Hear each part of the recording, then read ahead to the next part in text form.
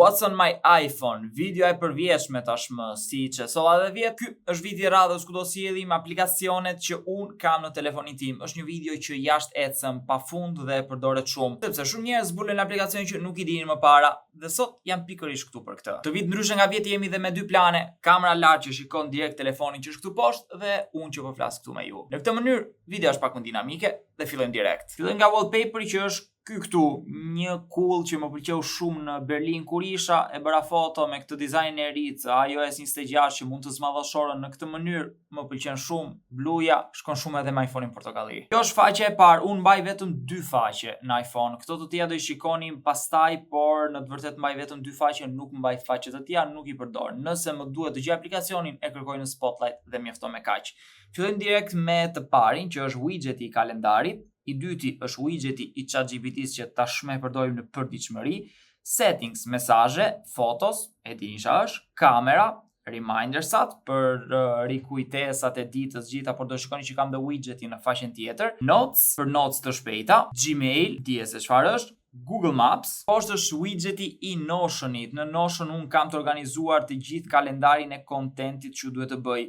Kjo është faqja ku kam të shkruar se datën se kur duhet publikohet, nëse është sponsor apo jo, platforma se ku do të hidhet, pagesa nëse është kryer apo jo nga klienti dhe të gjitha gjërat e tjera. Po ju tregoj vetëm kaq sepse pastaj mund të bëj spoiler gjëra që nuk dua të bëj spoiler. Por është aplikacioni më i mirë për mua për organizim. Notion. Pastaj kemi 4 folderat kryesor, Google me Authenticator për të pasur two-factor authentication në të gjitha accountet e mia. Në këtë mënyrë jam i mbrojtur nga hakerime dhe gjëra të tjera, Google Photos për cloudin e fotove, Google Translate e dini çfarë është, Google Drive dhe Google Docs nëse më nisin kontratat për të firmosur, fatura që duhet të bëj e gjëra të tjera. Folderi i manit me aplikacionet bankare që kam, BKT Smart që është banka ime, Expenses që është një aplikacion ku mund të shënosh fitimet dhe harxhimet që bën. Unë e mbaj vetëm për të vendosur fitimet në këtë mënyrë, duke qenë se nuk kam një rrogë fikse në fund të muajit, e di për afërsisht se sa janë lekët që më hyjnë në muaj për të pasur pikërisht një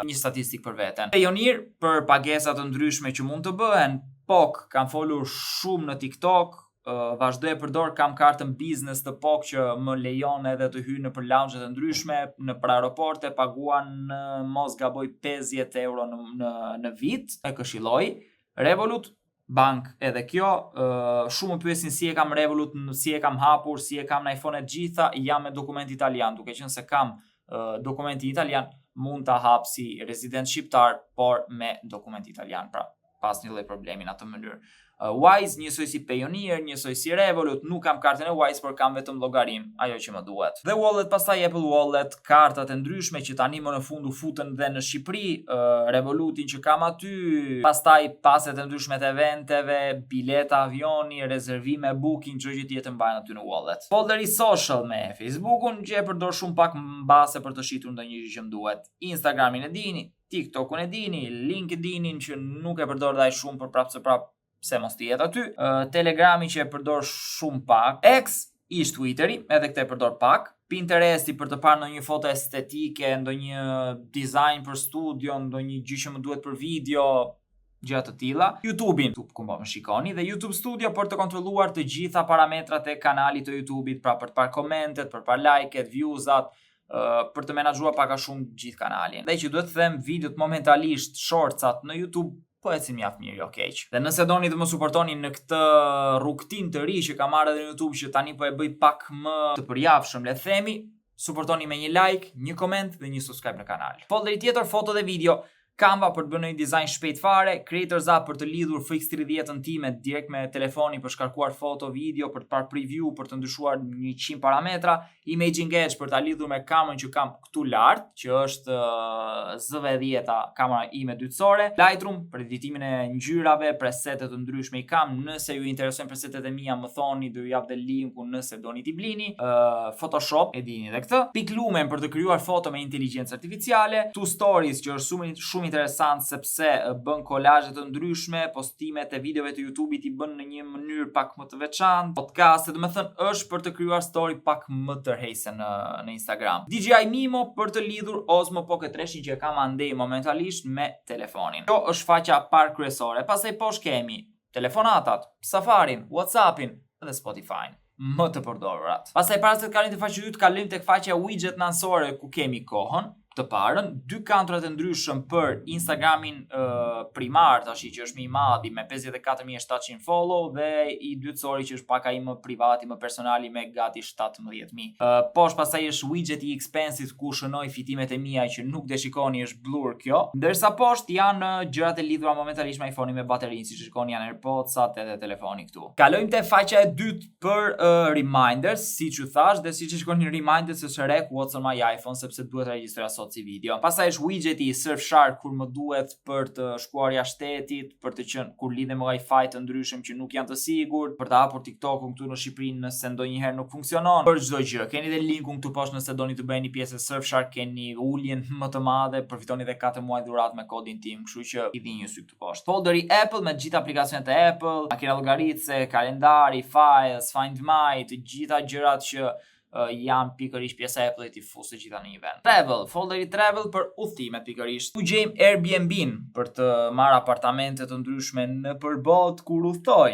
AirAllo që është për esim, tani nuk po e përdor shumë, po përdor tjetër, por do ua tregoj edhe atë. Booking.com për të rezervuar hotele të ndryshme, më the të thash, BnB për skuter atu në Tiranë, edhe pse në të vërtet nuk kam marrë asnjëherë skuter deri tani duke qenë se lëviz me makinë. Patoko për taksi kur më duhet, Ryanair për prerje biletash avionin normalisht, dhe tani që kujtova kam një bilet për të prerë për në 10 orë. Scratch është shumë i bukur si aplikacion sepse mund të vendosni gjërat dhe qytetet, vendet që keni vizituar deri tani. Është fala si aplikacion, nëse doni mund ta blini, unë e bleva kushton rreth $2 për pjesën premium ku mund të shnoni edhe qytetet e ndryshme që mund t'i vendosni. Këtu keni hartën e gjithë shteteve, hartën e qyteteve të ndryshme siç mund të shikoni. Attractions, për shembull këtu kam parkun e Mavrovës që e ka vendosur sa për provë. Shumë interesant për të pasur një hartë dhe një, le të themi, një kujtim të gjithë vendeve që keni parë që t'i mbani mend se ku keni shkuar. Normalisht që objektivi është 10% të gjitha, po të shohim. Dhe siç e shikoni ju jep, kam vizituar 7% të botës, kam vizituar 43 qytete,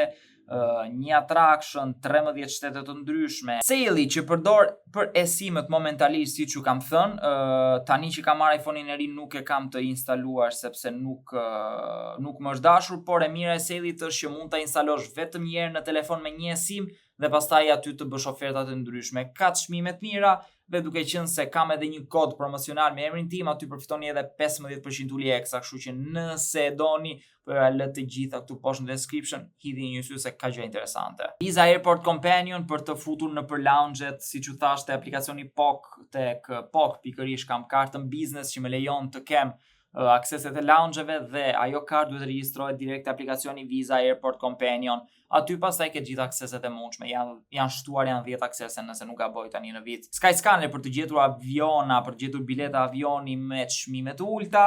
TripAdvisor për gjetur vende ku mund të ha, Wizz Air për të prerë bileta, Uber për taksi kur jam jashtë, Waze nëse duhet udhtoj me makinë jashtë Tiranës dhe më duhet të di se ku ndodhen kamerat, policia e më the të thash, duhet.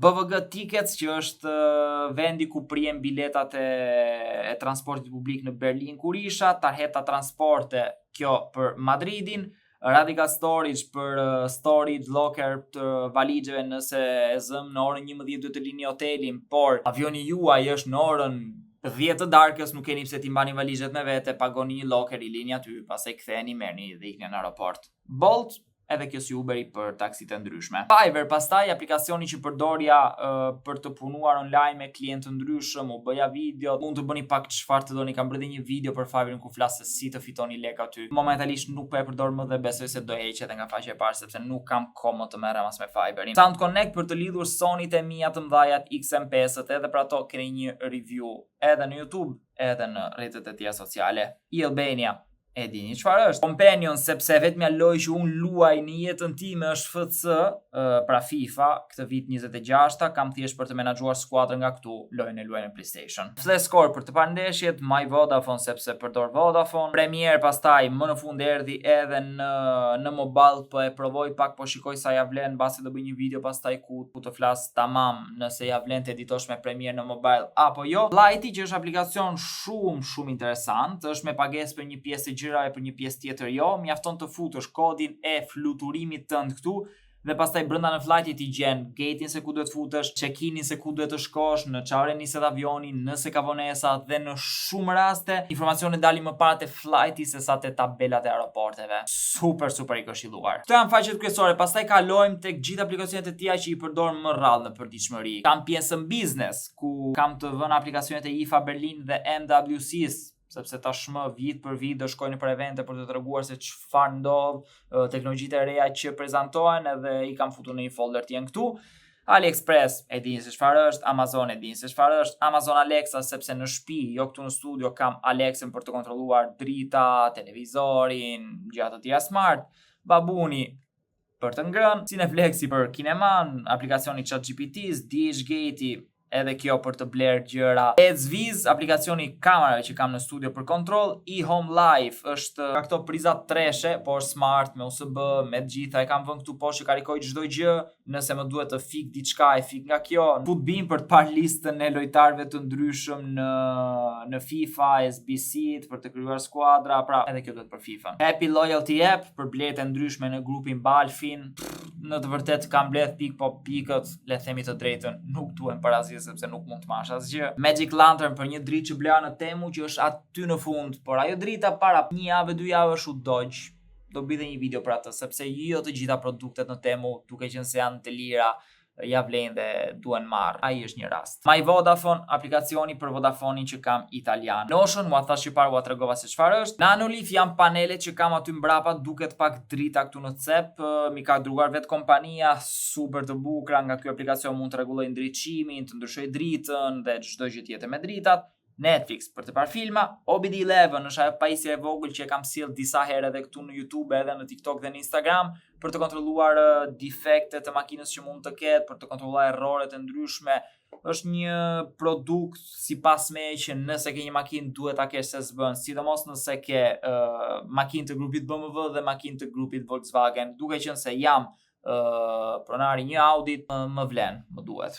Posta shqiptare për të kontrolluar porositë kur vonohen shumë, packages edhe kjo për të kontrolluar tracking numberat e ndryshme, zgjidhni atë që doni nga po ju vijnë ose vendosni tracking kodin, është ai që sipas meje funksionon më mirë nga të gjitha. Rode Central është aplikacioni i Rode për të lidhur mikrofonat e Rodit, për t'i pasur edhe këtu në telefon, për të ndryshuar parametrat e ndryshme, është për t'u patur. Surfshark u tregova widgetin çfarë. Tether është aplikacioni për pjesën është TP Linkut nëse nuk gaboj, për pjesën e linjës Wi-Fi në shtëpi, duke qenë se në Vlorë kam një shtëpi 2 katëshe që jepet me qira kati parë, kati dytë, modemi është vendosur në njërin kat dhe në katin tjetër është vendosur ky extender Wi-Fi për të rritur linjën dhe për t'i arritur të 2 katët pa problem. Temu pastaj e folëm e dim se çfarë është. Twitch për të parë live streaming të ndryshme edhe pse nuk i ndjek nga telefoni po zakonisht ose nga laptopi ose nga televizori. Truecaller për të parë se kush po më merr nëse nuk njoh numra, për të bërë blok numra të tjerë, gjëra të tilla. Volt, dini se çfarë është, për të porositur edhe këtu për të ngrënë. Xiaomi Home, edhe kjo është për një tjetër extender që kam të Wi-Fi-t. Duhen gjithmonë extenderat, i kam marrë 2 marka të ndryshme për t'i provuar. Janë aty janë njësoj, nuk është se kanë një ndryshim. Ndërsa kamera dhe weather janë 2 aplikacione që i kam bërë në një video, do e shikoni, do e keni parë këtë video, nuk e di, por nuk po a tregoj momentalisht. Do shikoni videon ose nëse e keni parë tashmë këtu shorts në YouTube, por edhe në TikTok dhe Instagram. Pra këto janë aplikacionet e gjitha që kam në telefonin tim, si shikoni janë disa, nuk janë shumë fare, por ato që nuk i hap as pak dhe nuk i përdor, i fshi nga telefoni pas sa kohë sepse nuk ka kuptim që të vazhdoj t'i mbaj në telefon. Unë shpresoj shumë që kjo video t'ju ketë pëlqyer, nëse është kështu, lini një like, një koment, më thonin cili është aplikacioni juaj preferuar, nëse keni aplikacion tjetër për të këshilluar, e kështu me radhë, shkruani çfarë të doni ju. E si gjithmonë, bëni dhe një subscribe kanal, do hodhja për nder. Ne shihemi javës tjetër me videon e radhës.